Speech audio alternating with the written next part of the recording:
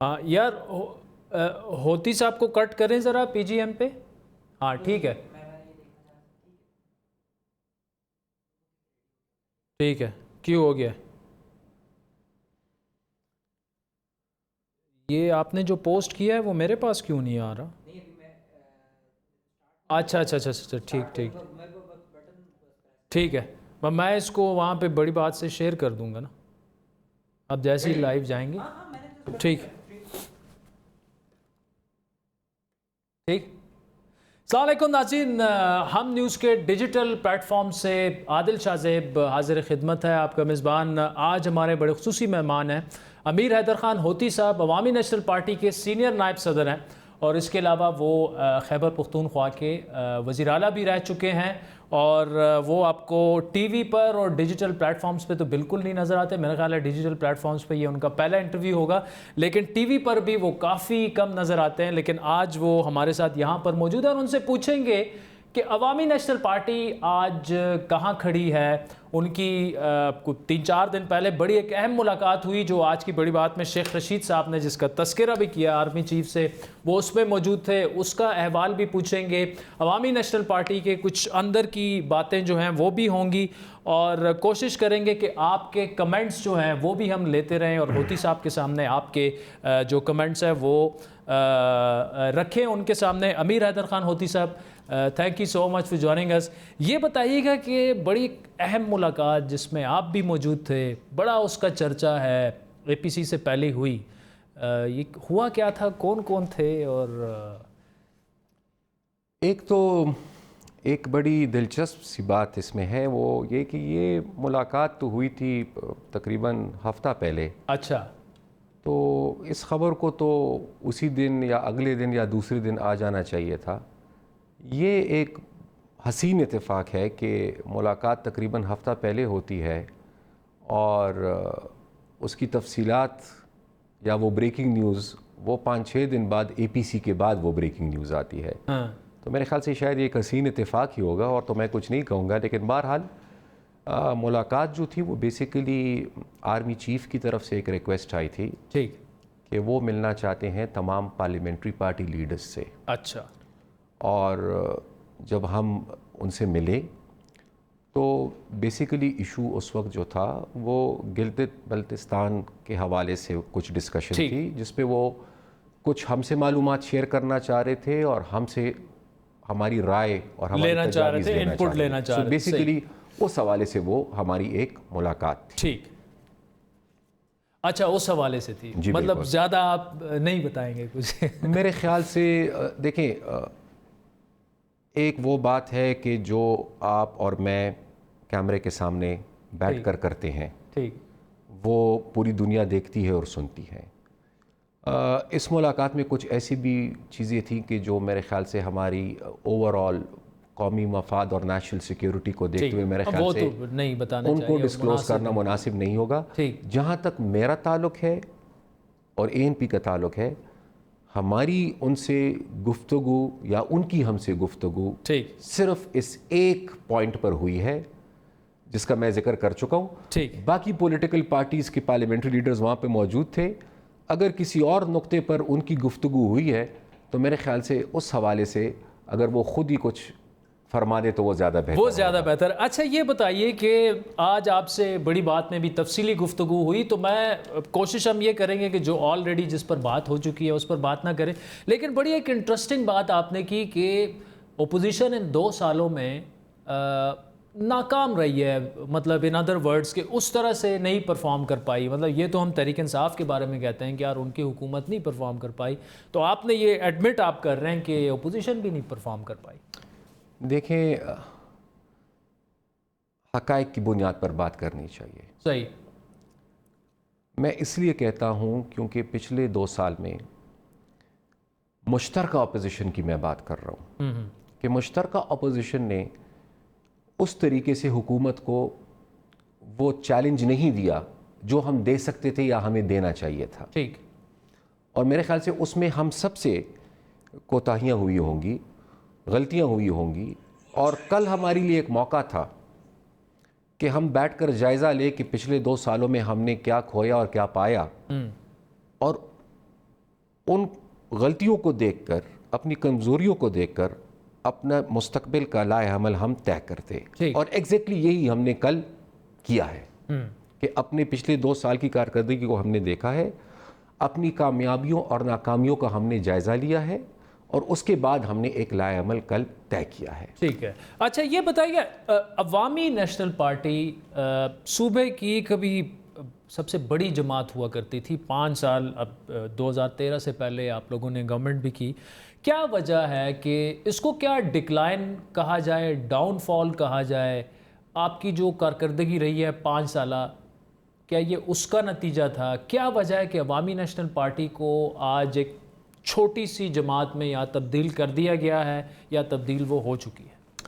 دیکھیے اس طرح ہے کہ سب سے پہلے تو 5 سال ہم حکومت میں رہیں، ٹھیک، اور ظاہری بات ہے کہ ہر حکومت پہ تنقید بھی ہوتی ہے اور اس کی تعریف بھی ہوتی ہے۔ ان 5 سالوں کے دوران جو سب سے بڑا چیلنج تھا میری حکومت کے لیے، وہ چیلنج تھا ٹیررزم کا۔ اس کے بعد دوسرا چیلنج ہمارے لیے یہ تھا کہ جس پروونشل اٹانومی سے چھوٹے صوبے محروم تھے، جن وسائل سے ہم محروم تھے، ان وسائل پہ اپنا اختیار، اپنی صوبے کا اختیار، یہ 2 بڑے چیلنجز تھے ہمارے لیے۔ اور ظاہری بات ہے کہ پروونشل اٹانومی کے حوالے سے تو ان 5 سالوں میں کافی حد تک ہم نے پروونس کے حقوق کو پروٹیکٹ کیا، 18th امینڈمنٹ کی شکل میں، NFC ایوارڈ کی شکل میں۔ ٹیررزم کے خلاف، یعنی انتہا پسندی اور دہشت گردی کے خلاف جو جنگ ہم نے لڑی، اس کی ایک بہت بڑی قیمت ہم نے ادا کی۔ ٹھیک، اور 2013 کے الیکشنز میں، جس طرح میں پہلے بھی آپ کو کہا کہ 2013 کے الیکشنز میں ہم رجوع ہی نہیں کر پائے اپنے ووٹرز کو۔ ٹھیک، جو رابطہ آپ کا ہوتا ہے الیکشن کیمپین کے دوران، اور ایون الیکشن کیمپین سے پہلے، آپ اگر دیکھیں ہر دوسرے تیسرے دن ان دنوں میں کہیں نہ کہیں ANP کی کسی لیڈر یا ورکر کو ٹارگٹ کیا جا رہا ہے، ٹیررزم کی وجہ سے۔ تو اس چیز نے ہمیں بہت زیادہ متاثر کیا۔ 18 کے الیکشنز سے پہلے تو پھر الحمدللہ ہم کھل کے میدان میں آئے، بلکہ 18 کے الیکشنز میں پھر جو ہوا دیٹ از ہسٹری۔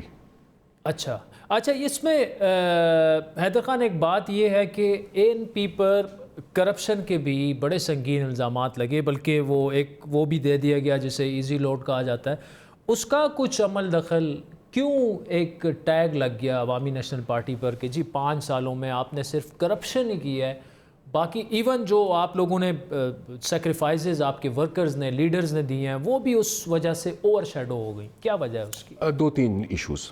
نمبر 1 کہ شاید حکومت میں رہتے ہوئے ہم نے ان الزامات کا جواب اس طریقے سے نہیں دیا جس طرح دینا چاہیے، یا دینا مناسب نہیں سمجھا جس طرح ہمیں دینا چاہیے تھا، نمبر 1۔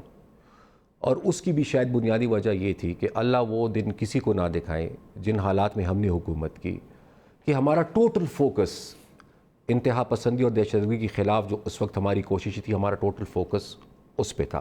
تو نمبر 1 تو ہم اس طریقے سے اپنا نیریٹو لوگوں کے سامنے نہیں رکھ پائے، یہ میں ایڈمٹ کرتا ہوں اس الزام کے حوالے سے۔ دوسری بات، اگر کہیں پر کسی پٹواری نے بھی کسی سے پیسے لیے تو وہ بھی کہا گیا کہ ANP کرپٹ ہے۔ اگر کسی چالان والے نے چالان کرتے ہوئے کسی سے رشوت مانگی اور رشوت لی تو وہ بھی ہمارے کھاتے میں آئی، کچھ چیزیں ایسے ہوتی ہیں کہ وقت خود ان کا فیصلہ کر دیتا ہے۔ میری حکومت کو ختم ہوئے 7 سال ہوئے ہیں، ان 7 سالوں کے بعد کتنے اسکینڈل ان 7 سال کے دوران آئے، بے نامی اکاؤنٹس، پاناما، چینی اسکینڈل، مالم جبہ، BRT۔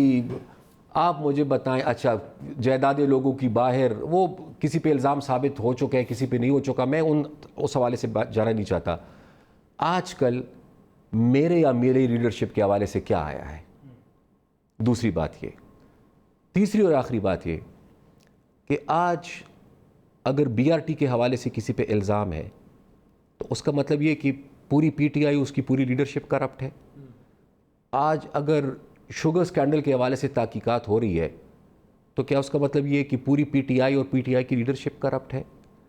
آج اگر بلین ٹری سونامی کے حوالے سے تحقیقات ہو رہی ہے، یا حلیم خان کے خلاف تحقیقات ہو رہی ہے، یا کسی اور فرد کے ساتھ جس کا تعلق حکمران جماعت سے ہے، اگر اس کے خلاف تحقیقات ہوتی ہے تو کیا اس کا یہ مطلب ہے کہ پوری پی ٹی آئی کرپٹ ہے؟ نہیں، ہر پارٹی میں اچھے اور برے لوگ ہوتے ہیں، ہر حکومت میں آج بھی جب میں اور آپ بیٹھ کر یہ گفتگو کر رہے ہیں تو آج کے پورے دن میں بھی کہیں نہ کہیں پاکستان میں کرپشن ضرور ہوئی ہوگی۔ میرا کہنے کا صرف یہ مطلب ہے کہ کرپشن انفارچونیٹلی پاکستان میں ایک ناسور ہے، اس کو ہم ابھی تک ختم نہیں کر پائے۔ اچھا، آپ کی قیادت کی بیرون ملک جائیداد ہے؟ اگر ہے تو میری ہوئی، آپ کی ہوئی، یا آپ جس کو دینا چاہتے ہیں ان کی ہوئی، جہاں پر بھی ہے۔ یہ پکی بات ہے، یہ بالکل پکی وہ بات۔ اسفندیار خان کے سنگاپور اور ملیشیا میں فلائٹس ہیں اور دبئی میں ہیں، اور دیکھیں میں تو وہی گزارش کر رہا ہوں نا کہ 7 سال گزر گئے ہیں، دبئی، سنگاپور، ملیشیا، دنیا میں کہیں پر بھی اگر اسفندیار خان کی یا میری باہر کوئی پراپرٹی ہے، کوئی گھر ہے، کوئی پلازا ہے، کوئی اکاؤنٹ ہے، کوئی بے نامی اکاؤنٹس ہے، کوئی آف شور کمپنیز ہے، تو میں تو وہی کہہ رہا ہوں کہ پلیز اس کو ڈھونڈ لے، دکھا دیں آپ کی ہوئی۔ ٹھیک، اگر میں کوشش تو یہ کروں گا کہ کچھ جائیدادیں آپ کی اور اسفندیار خان کی نکال کے زیادہ محنت نہ کرنی پڑے اور میرے نام کچھ آ جائے۔ اچھا، تھوڑا سا پشتو میں گفتگو کر لیتے ہیں ہمارے ڈیجیٹل پلیٹ فارمز کے لیے۔ در خان اول خڈیرہ مننا دا تاسو باندې کرپشن الزامات هغه هر یو شی یو سایډ ته کوي، نن پښتون ځوان تاسو منئ چې هغه تاسو له نه راځي او هغه ته د پی ټی آی نه چې کم میسج ملاویږي هغه اړخ ته هغه زیات مایل دی، څه وجه ده؟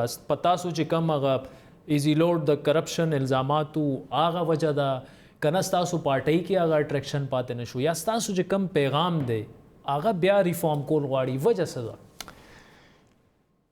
ای این پی داسې خو له خیره ډېره لویه ستړې کړې ده، خو هغه 15 کاله کې دور حکومت کې زه خبره کوم، زموږ حکومت کې مونږه 2 کار خصوصي کړي وو۔ یو هم دا کړي وو چې زما په وطن اور بلو او ما خپل وطن د دهشتګردۍ د ناسور نه خلاص و، او ظاهره خبره دا ده چې د هغې دپاره چې کومه ستړې ما کوله د هغې ستړې په نتیجه کې یو ډېر لوی قیمت ما ادا کړ۔ صحیح، د خپل وطن او د خپل خاورې دپاره چې ما کوم جنګ وکړ د دهشتګردۍ او انتها پسندۍ خلاف، د هغې په نتیجه کې ماله که انعام ورته وایې او که صله ورته وایې او که سزا ورته وایې، هغه دا کړې شوه چې مسلسل ای این پی په نښه وساتلی شو، صحیح، مسلسل ای این پی په نښه وساتلی شو، د ای این پی لیډرشپ هم په نښه وساتلی شو، د ای این پی کارکون هم په نښه وساتلی شو، د ای این پی عهدهدار هم په نښه وساتلی شو، مخکې هم په نښه و، نن هم په نښه دی۔ 2014 انتخاباتو کې هم زه په نښه وم او د 18 په انتخاباتو کې هم د هارون د شهادت په شکل کې زه په نښه وم۔ دویم کار چې ما کړو هغه مونږ دا وکړه چې نن هم خلک په هغې باندې خفه دي، نن هم د هغې خلاف اوازونه پورته کېږي، او هغه د صوبۍ خودمختاري او 18 ترمیم او این ایف سی اوارډ، صحیح، چې ما خپل مالی حق خپلې صوبې ته راوړه او د هغې مالی وسایلو په نتیجه کې ما د خپل صوبې ترقیاتي عمل شروع کړ، نو د هغې په نتیجه کې ما باندې دویم الزام دا ولګېده چې زه کرپټ یم، او زه همدغه گزارش کوم چې 7 کاله تیر شو، زه چې دومره لوی کرپټ وم یا زما لیډر کرپټ و، نو زما به هم نن چرته نه چرته جایداد راته و، زما به نن چرته نه چرته بینک اکاؤنٹ راته و د ملک نه بار، زما نوم هم چرته په یو سکینډل یا په یو پاناما لیکس کې راغلی و، نو شکر الحمدلله الله موږ د هغې نه وساتلو په دې وجه چې په دغه الزاماتو کې څه حقیقت اسې هغه خو تاسو ما سره اوس لوز وکړو که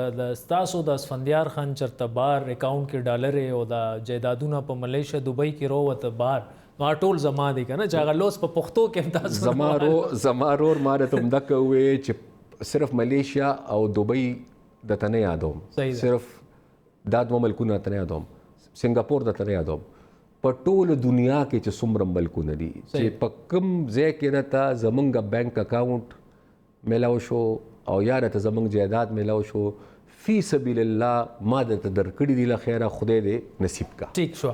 ښه ایدر خان دا راته وایي چې دې وخت کې اسفندیار خان چې دی نو هغه بیمار هم دی او لږ ایکټیو هغه رنګې سیاست کې مونږ نه وینو. تاسو یې بیا ایمل خان دی، میاں صاحب دی، دوه درې نور ستاسو چې کم د پارټۍ مشران دي هغه دي. نو دې وخت کې سټریټجي څه ده، لاین د پارټۍ پالیسی چې ده هغه تاسو ډیسایډ کوئ، ایمل ډیسایډ کوي، میاں صاحب ډیسایډ کوي که نه مشر ډیسایډ کوي او تاسو ته بیا کمیونیکیټ کیږي؟ داسې ده جی چې زه خو تیر 2 کاله داسې هغومره ایکټیو نه وم چې څومره زه د انتخاباتو نه مخکې ایکټیو وم، 2018 انتخاباتو نه مخکې. او د هغې وجه دا وه چې بیا صوبایي صدارت چې کوم دی زما په ځای ایمل خان راغی لخیره، د هغه انتخاب وشو. نو ظاهره خبره چې بیا زیاته ایکټیویټي د ایمل خان پاتې شوه. صحیح ده. زما ذمواري خو د مرکزي سینیئر نایب صدر د په موجوده سیټ اپ کې د 13 میاشتو البته زما ذمواري لږه سیوا شوه، او هغه په دې وجه سیوا شوه چې مشر له خدای ژوند او صحت ورکړي، خو د هغې صحت نن سبا هغې ته کافي مشکلات دي. صحیح ده. او د هغې په وجه باندې عملی سیاست کې برخه اغشتل د روزانه په بنیاد د هغې دپاره ممکنه نه دي. ٹھیک. نو د هغې په غیر موجودګۍ کې د مرکزي کابینې او د مرکزي پارټۍ ذمواري نن ما ته حواله کړی شي. او د صوبې چې ده نو هغه د صوبې د ایمل خان سره ده. مرکزي معاملات زه ګورم د مشر په غیر موجودګۍ کې، صوبایي معاملات ایمل خان ګوري. صحیح ده. خو چې چرته اهمې او لوی مسلې او معاملات او فیصله سازي راځي نو په هغې کې بیا موږ دواړه چې کوم یو موږ د مشر سره مشاورت کوو، او د مشر په مشاورت چې کوم دی بیا موږ خپلې فیصلې کوو. خو مطلب داسې خو نه ده چې چېرته این پی بالکل یو دوه دغه کې سپلټ ده چې ایمل خان هم پارټۍ افیرز ګوري، تاسو هم ګورئ، نو چېرته کې چونکې هغه دونه های رینکس باندې دی نه مخکې نه دی راغلی، نو څنګه پرفارمنس یې اوسه پورې ښه دی؟ داسې ده جي هر سړی چې شروع وکړي نو د هغه د لرننګ ایکسپیرینس د هغه د زده کولو صحیح ده عمل شروع شي. نو ظاهره خبره دا ده چې چونکې عمر کې زه مشر یم، هغه ما نه کشر دی. د سیاست په میدان کې ما اول قدم ایښی دی، هغه ما پسې وروستو قدم ایښی دی. صحیح.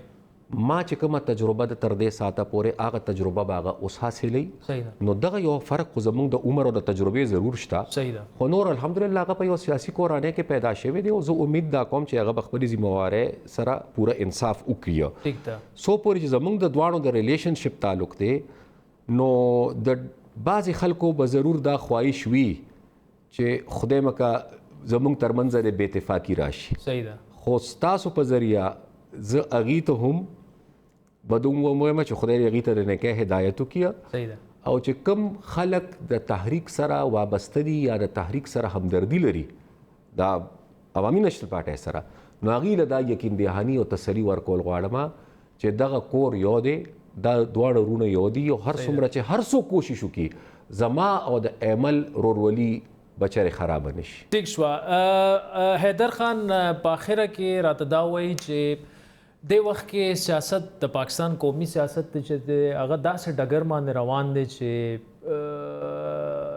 څه وخت هم څه هم کېدی شي.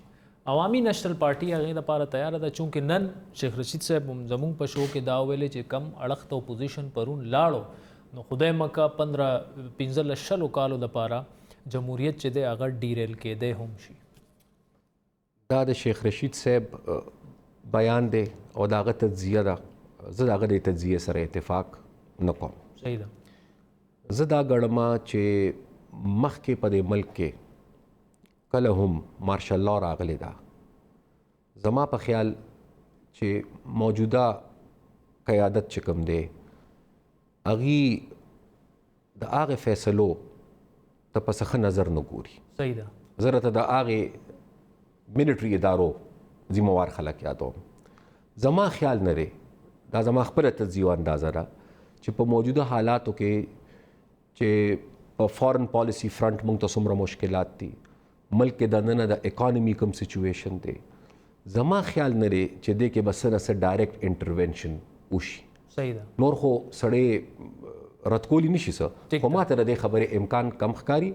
البته دا ضروري ده چې د اپوزیشن د تحریک په نتیجه کې که موږ تش یو شی انشور کړو چې په پاکستان کې صاف شفاف غیر جانبدارانه انتخابات وشي نو زما په خیال دا به زموږ د ټولو لپاره ډېره لویه کامیابي دا به د ټولو سیاسي ګوندونو چې دی ګټه وي. دا به د سیاسي ګوندونو ګټي، دا به د پاکستان ګټوي، دا به د پاکستان د ولس ګټي. او زما په خیال چې کومو ادارو باندې د دې نه مخکې الزامات لګېدلي دي یا په تنقید شوی دی یا ته موږ ګیلمن پاتې شو کېدی شي د هغې الزاماتو او د هغې ګیلو نه پس د هغې هم دا خواهش شي چې سیاسي خلک د کینې خپل منځ کې او ځان دپاره د اصلاحات روړي چې د آینده دپاره داسې مشکل پیدا نه شي. امیر حیدر خان اودھی صاحب تھینک یو سو مچ فار جوائننگ اس. ناظرین جو بھی آپ نے دیکھا ڈیجیٹل پلیٹ فارمز کے جتنے بھی ہمارے ویورز ہیں کمنٹس بھی ہم پھر ہوتی صاحب سے شیئر کریں گے. ابھی اس وقت میں ان کے ساتھ وہ کمنٹ شیئر نہیں کر سکتا تھا کویشچنز، لیکن دیر از آلویز نیکسٹ ٹائم. تھینک یو سو مچ. فیڈ بیک ضرور دیجیے گا. اللہ حافظ.